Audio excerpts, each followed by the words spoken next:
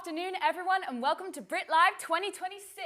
This is the show run by BRIT School students for BRIT students. I'm Emma Rigo. And I'm George Elisha, and you better get used to hearing our voices, because for the next 30 minutes, we're going to be your presenters. Yes, we have an amazing show lined up for you today, showcasing the phenomenal work from our very own film and media production students, or as us BRIT students call them, FMP students. Absolutely. But first up, I'm curious about what my co-presenter has been working on. What have you been up to, Em? Any exciting projects you can tell us about? I have a lot that I'm excited about. I think I'd probably say I'm most excited for my final project, where I'm making a music video for an original song that I created. You working on anything cool, George? Sounds exciting. I'll be sure to check that out. Right now, I'm actually just finishing up on my documentary project.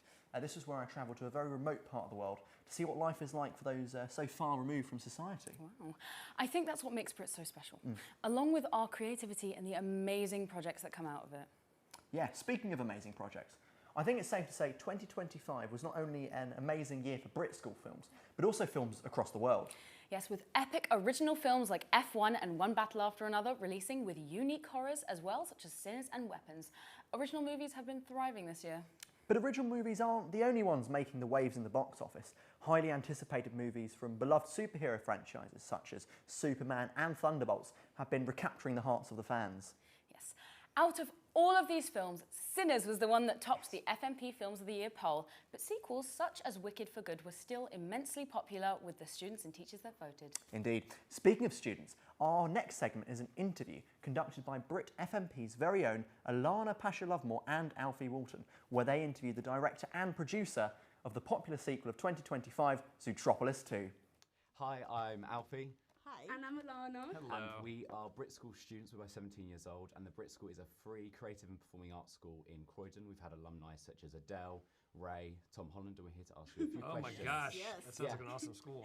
Congratulations on Zootropolis 2. It was absolutely amazing. Now, I watched the first film when I was 8 years old in 2016, and I was really looking forward to the second one. As soon as I heard that there's going to be a sequel, I was like, I need to see it, I need to see it.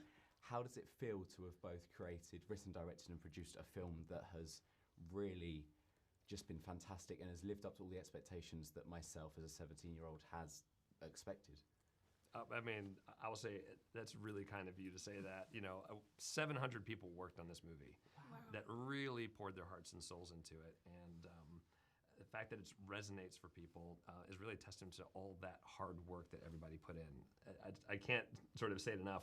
When you say that you saw it when you were 8, so many people that worked on Zootropolis 2 saw that movie before they joined Disney Animation and wanted to come to the studio to maybe one day work on that movie. And so for us, it's this, I think because so many people have the first film in their hearts, we wanted to tell a story that was not only, you know, big and fun and takes you on this adventure, but really celebrates Nick and Judy as this imperfect partnership. Yeah. And that takes a lot of people to make that happen. Ever since the first film was released, the internet went crazy with edits of Nick Wilde. And I don't know if you guys have seen it, but they did their job. They fell in love with his persona, the way he maneuvered himself. And I wondered if you both anticipated that kind of reaction to his character design and personality. Yvette? Well, I don't think anticipated any kind of reaction like they do, but Nick Wilde is really such a special character because Jason Bateman, and pairing up Jason Bateman's voice and his acting with the character that was designed really is one of those things that when they come together, it just creates this character that we've never seen before. I love that he is he's so funny and so witty all the time, and But nonchalant and casual about everything. But in this film especially, I love that he really, you know, gets to a moment where he is vulnerable and expresses his feelings, and it's something that we've never seen of Nick before. So I'm excited for people to see that side of Nick. Well, we've got a little bit of a game here for you guys Oh, to play. great. So we got pictures of Nick and Judy each. And it's a little bit of a game called Who's Most Likely To. So we got a couple of statements, couple of And questions, we and you guys flip just the one pop that up makes the most sense. Pop up the one you think is most likely to lead great. towards. A few cheeky little scenarios. The first one, who's most likely to eat a smelly food in public? I mean, Next, Really? why do you Yeah. think that? What food do you think Nick would have in public? What kind of guy is Nick food-wise? Well, so in this world of animals, obviously we don't have meat because they'd Yeah. be eating each other. What they do have, they eat insect-based proteins. Yeah. And I Okay. think in this film, you see in Nick's apartment, he's kind of a slob. Yeah. And I question his dietary choices. So I'd say for that reason, this makes sense. He's most likely to eat all the snacks during the stakeout. Oh, to eat all the snacks? All the snacks. Oh man, I'm going right here. Really, Judy? Really? Yeah. So I would I have think she said needs Nick. a lot of energy. Exactly. Okay, true, Yeah, I yeah. think. I mean, bunnies have a really high metabolism, Yeah. so I think she's eating constantly, and she'd probably say this is really important to fuel myself and to. It'd probably all be healthy snacks though. Yeah. Yeah. So of it probably course. wouldn't be ones that Nick wouldn't want to eat anyway. Yeah. Little carrot for one. Yeah. Yes. Who's most likely to need the bathroom as soon as you yell action and start filming? Oh, to use the bathroom as soon as they start filming. I'm gonna go here. Yeah, see? We but just I have a very specific reason. What's your reason? Well, I just feel like she has so much energy, and she's probably drinking a lot of water. So Yeah. Yeah. a girl's got to pee. But that's because you're saying because she would need it. Yeah. He would do it just to be annoying. Yeah. Oh, He that's would do probably it just to be obnoxious. So Yeah. that's why I say Nick. And who's most likely to start a citywide rumor? A citywide rumor. I mean, yeah.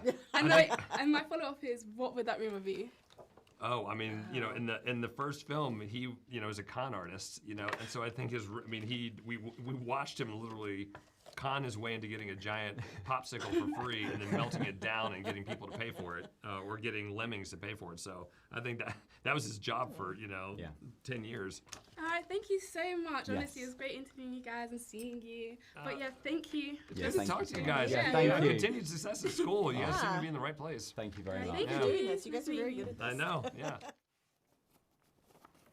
Welcome back, everyone, and thank you, Alfie and Alana, for that insightful interview. So, George, who is your favourite character in the Zootropolis universe? I mean, that's not really a question, is it? It's got to be Gary the Snake. I mean, look at him. He's got a very interesting his story. No? Aren't you a bit too young for dad jokes, George? You can never be too young for dad jokes, Em. But moving on from that, be sure to look out for Zootropolis 2 in cinemas or when it comes out in the next couple of months on Disney+. Yes, and while I try and think of a joke better than George's, which shouldn't take too long, let's move on to Mastermind. Very dramatic. Today we have Sam Smoker, who we will be quizzing on animals in films in honour of Zootropolis 2. Yes, Sam, today we have decided to be kind to you and given you unlimited time to answer as many questions as you can. You ready? Oh, I was born ready. You were born ready. Well, these questions are designed to slip up even the sharpest of cinephiles. Let's do this. First question for you then. What disaster film features the line, "I gotta go, we got cows"? Ooh, I don't know much about disaster films, but I am gonna guess 2012. Incorrect. It's Twisters. Almost got that one. Now, second question. What year was the movie Madagascar released in? Bit of a Ooh, throwback. yeah, I remember Madagascar. I'm gonna say, this is off the top of my head, 2012. Incorrect. It is 2005. Got the right century though. almost got it. Yes.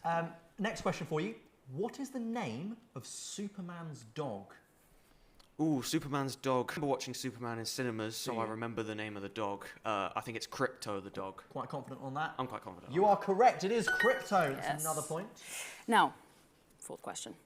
What song does the gorilla Johnny sing in the finale of the movie Sing? Extra points if you can tell me who the song was originally sung by.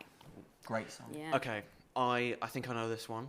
I think I know this one. I don't know if I've seen Sing, Okay. but I think the song is "I'm Still Standing," and I think that the person who sang it was Elton John. Are you absolutely confident on that? I am confident. seem And you would be correct. There we go. You even got yourself a bonus point there. Very good. Yes. Right. Question for you. What is the name of the giant spider in Harry Potter? Ooh, the giant spider. Ooh, I remember watching Harry Potter. Yeah. I don't remember the name of the spider. I'm gonna have to pass. Gonna have to pass. Okay, that's then incorrect. Yeah. It was Aragorn. I almost got that one. Another question for you. Who directed the movie Fantastic Mr. Fox? Ooh, yeah, I like this. I like the Fantastic Mr. Fox. I'm Yes. gonna go with Wes Anderson. Really? Yeah. You would be correct. That is correct, and there's another Very correct good. one. Another point. Okay. Which 2003 Incredible film has, ignore the incredible part, has a nativity play featuring a lobster? Ooh, nativity play featuring a lobster. Ooh, I don't know much about nativity films, but I'm going to go with the movie Nativity. Incorrect, it was, of course, that hit Love Actually. Oh, What a film. Oh, I almost got it. Yes, another question. A dog-related question. What dog does Elle own in Legally Blonde? Lovely film, Legally Blonde, great film. Oh yeah, I like Legally Blonde. I don't know much about dogs, but I'm going to have to go with a Chihuahua. Sure. Yes. And you are correct. That is another point for Sam there. Now I've got your final question here. Okay, you ready? Yes. In the film Free Willy, what type of animal does the boy befriend? Oh, I do know this one actually. The animal Free Willy is he's a whale. Correct! That is correct. Woo! Yes.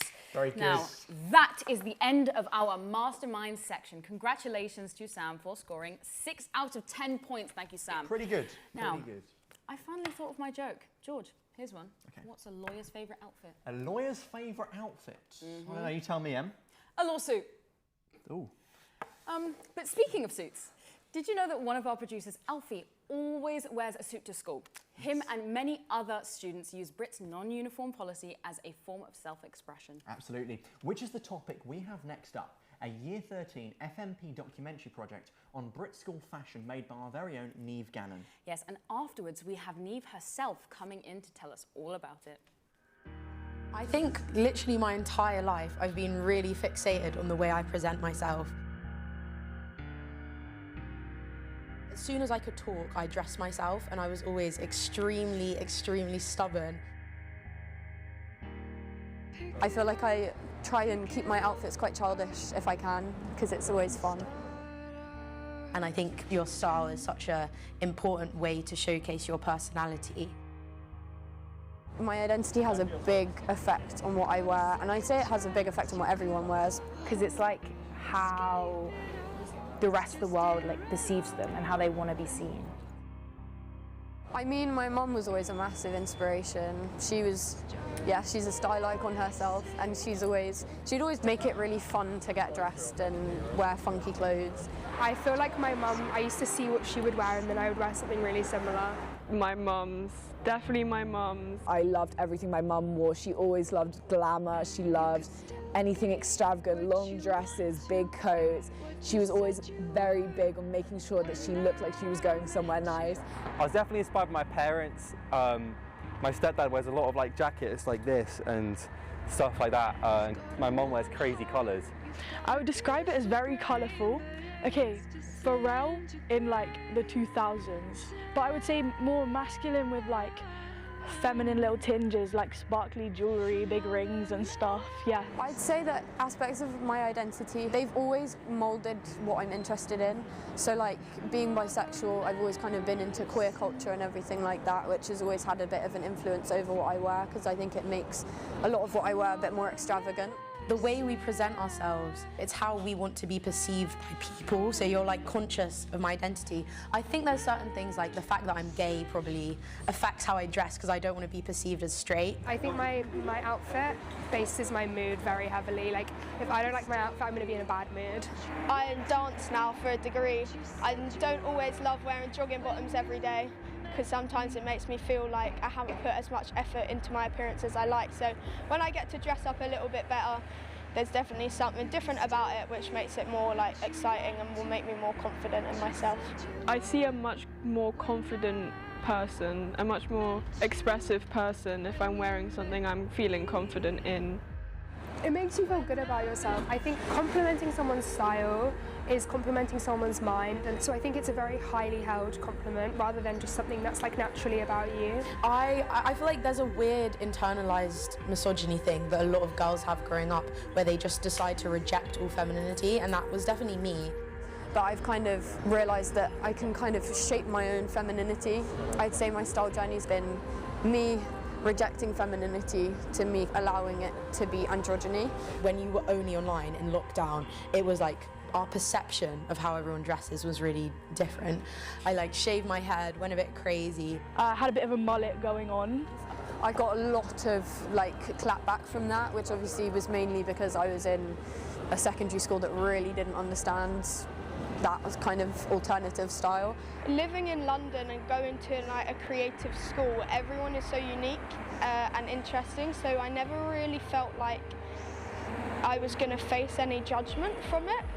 I like to be wearing something that other people maybe wouldn't wear because then that's unique to me. I've kind of realised that it's almost better that people have a problem with what I'm wearing because it means that it's authentic to who I am, and I think that's kind of important to stay true to.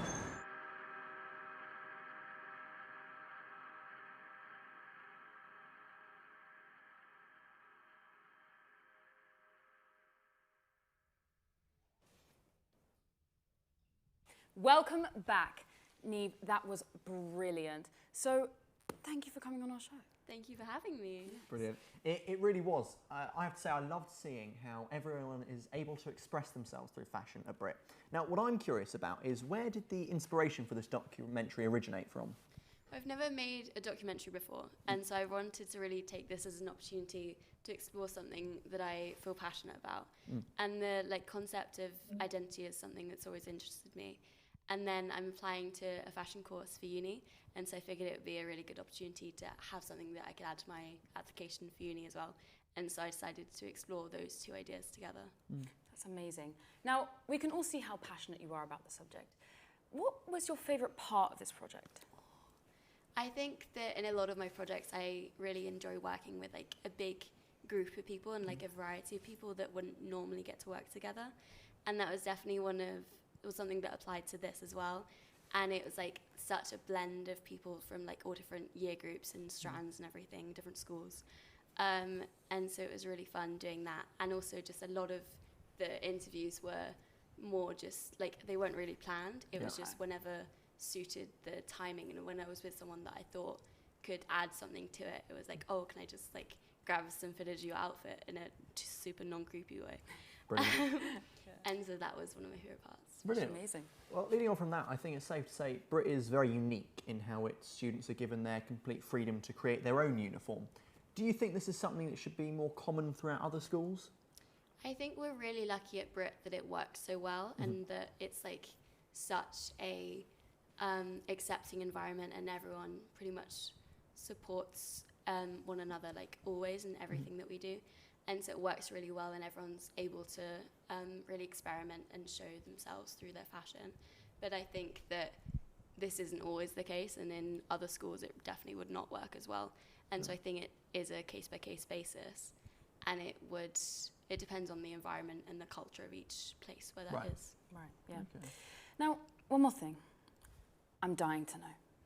Where did you get your outfit, and who would you say your style inspiration is? Besides me. Ooh.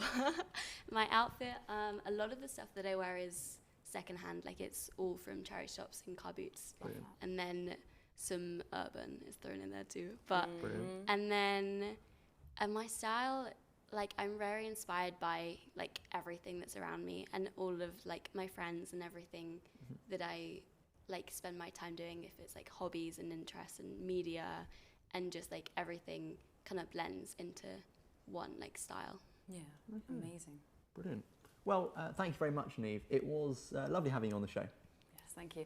Now, I think you've seen and heard enough from us students, so let's find out what it's really like here at BRIT. Absolutely. In this next segment, we're going to be hearing from the consistent stars of the BRIT School. Yes, that's right. Some of our team interviewed a range of members of faculty about the BRIT School and their considerable experience working here. And obviously, we asked them about their favourite and least favourite strand. Let's hear what they had to say.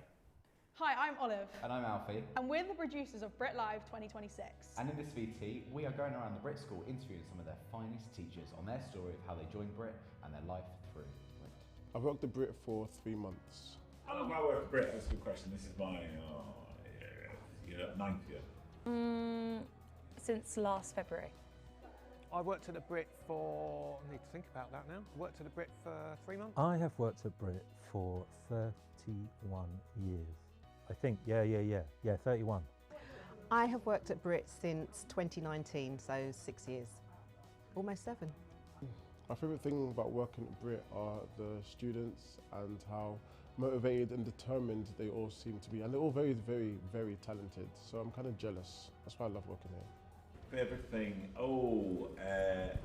The boundless energy of our young people. The students. You lot are crazy. I love you all. My favourite thing about working at the BRIT School is the creativity of the students and the passion they show. My favourite thing is how jokes the kids are. Like every day they are really funny, without doubt. Like that was a guarantee. And I like being in a place where fun is in it. I think the students are my favourite thing because you're all so lovely. If I was to describe the BRIT School in one word, I would say creative. Funny. Exciting. Adventurous.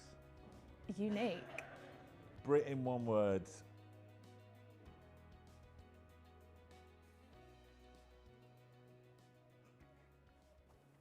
Any word. Bonkers. Well, a huge thanks to the teachers for letting our team interview you and take advantage of your years and years and years of experience and for always putting up with us students. Speak for yourself. I'm a pleasure to be around. Anyway, so what are you wearing? Where to wear? Only one of the biggest FMP events of the year. That's right. Now is the time for the screening of the Year 13's 2 short films, Mac and Beth and I Put a Spell on You. Absolutely. Yes. Us Year 13s went away for 4 days to shoot these films. We endured teacher-enforced hikes, long filming days, loud roommates, our coach getting stuck on a bridge in the middle of nowhere. Twice. And no Wi-Fi. All to make these 2 incredible short films. Yes, and next Wednesday, the 21st, they will finally be released into the world through the blood, sweat and tears of over 40 amazing FMP students. You were there too. And fantastic news, you can still get your tickets on DICE for the screening next Wednesday. Yes, while you're busy booking them, let's take a quick look at the BTS of both films.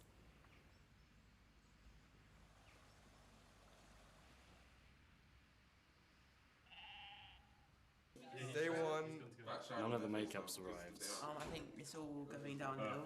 It's going to be a bit of a problem. It's not a little fender bender at 20. This is a 70-mile. Oh, you guys, Someone's you guys flipped. look quite worried. I'm so positive. We got this all under control. Tough times make great players. Michael Jordan. It's not cutting a crystal ball out when I've spent 20 quid getting one. It's like half the props. You guys, I'm hair and makeup. That's the baddest. Lollipop, the sexiest. Lana, you need to think. You need to think what's going to make the take. I wonder if you can feel this right now.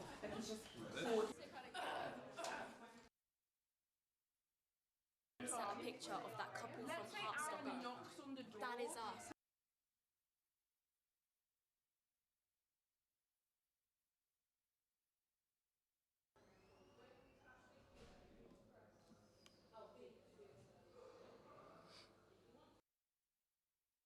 Wait, what are we reading today? We're reading Peter James' Prophecy, and we're reading Ship Your Girls in Love. When in doubt, Rhythm Nation it out.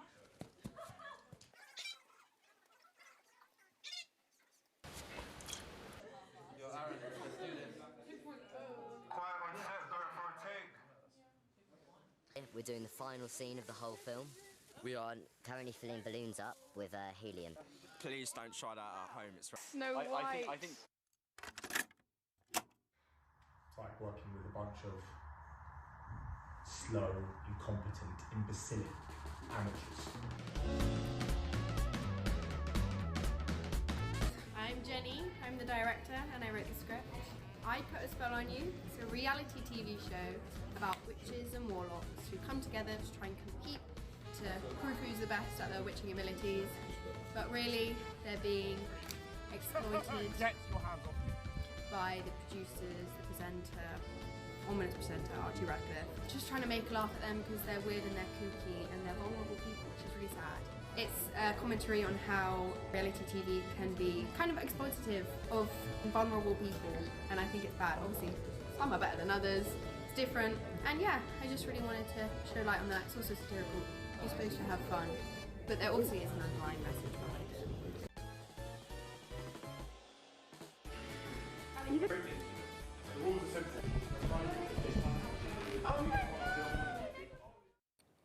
Very exciting stuff. I mean, that was a sneak peek of the BTS footage. I'm quite excited. I just bought my ticket. Have you got your ticket for next Wednesday? I've got my ticket all prepared. Absolutely, very exciting. Well, just quickly, I think we should have a quick chat about what filming location was like. This big trip that we go away for as a year, make 2 films. What was your role, Em? I was BTS, so I edited what you just saw. Beautiful. And what would you say was your highlight of the trip? What did you take away from that? Oh my goodness, well, I have to say the cat scene.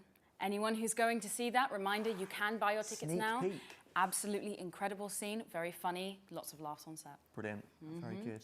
What about you, George? My top bit, I mean, I enjoyed the team struggle of getting stuck in the middle of nowhere and having to follow up the hill, round the gate, all the way down. It felt like we were lost in the woods. Yes, absolutely. But I loved it. So very exciting. Very, I'm very excited. exciting. And reminder, book those tickets now. Book the tickets. Check our Instagram, lots of BTS footage on there. Lots of BTS. We've got some confessional booths on there, so be sure to check that out. That is I Put a Spell on You, BRIT. Very exciting. And Mac and Beth. And Mac and Beth, absolutely. And Mac and Beth. Very good. Well, okay. Yes. Amazing. There it is. My goodness, there it is. Everybody go and check that out. Again, such an amazing experience. Anyone who's going to do that, Year 12's, going to have an amazing time. It's a brilliant, brilliant show. Absolutely. Unfortunately, we have run out of time, but we've had an amazing show. Absolutely. With some extraordinary guests and interviews.